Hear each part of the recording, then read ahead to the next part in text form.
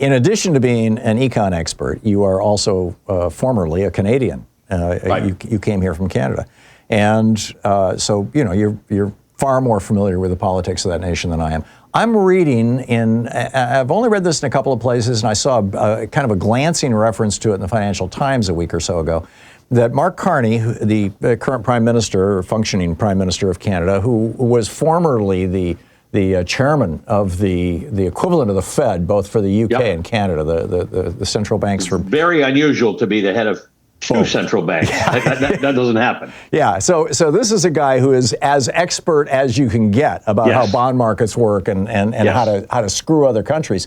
That, after he gave that speech in which he said this long-term relationship, this 200-year relationship between Canada and the United States is now gone. It's now ruptured. It's dead. That apparently he reached out to several European countries and Japan and said, collectively, we hold around $5 trillion in U.S. treasuries. Let's start dumping them. And it was that concerted effort to dump treasuries that caused Trump to freak out and back off on his tariffs. Have you seen any confirmation of that? I've not seen confirmation of it. I've seen that reporting, and it makes a lot of sense, because if there's a leader in the world who can convince other central banks and other leaders about an economic way to push back against Donald Trump, it's Mark Carney. This guy knows more about how the global economy works than most people who run countries, number one. Number two, he's recently elected. He ran for the leadership of the Liberal Party, and he won.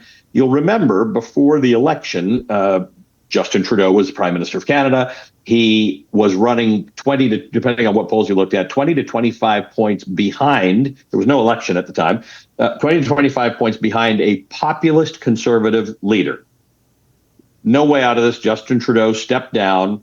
Mark Carney wins the nomination. Now, Mark Carney is all the things you said he is. He's a great economist. He ran the central bank. That's not really sexy for people, right?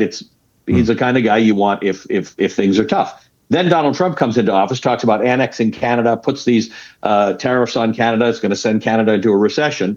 And Mark Carney calls an election, which he had to do because he had been elected the leader of the party. He calls the election. He's probably going to win a majority. So his party was 20 to 25 points behind. Open voting. Voting just started yesterday, I think, early voting in Canada. Lineups to do this. And they are going to sweep the country, in my opinion, because Canadians have decided, after looking at Donald Trump and America, we don't want this nonsense. You keep your crazy. We don't want crazy politicians here. We don't want crazy politicians there. We would like normal people who can run an economy, because all around the world, people are concerned about the economy. Just run this thing properly and smoothly and quietly. I'm hoping Canada might be a message to the world to say, you do not need this kind of crazy. Step back from the brink. All this populist nonsense, it's not working for Argentina. It's not working for Turkey. It's not working for India. It's not working for Hungary. It's not working for anybody right now.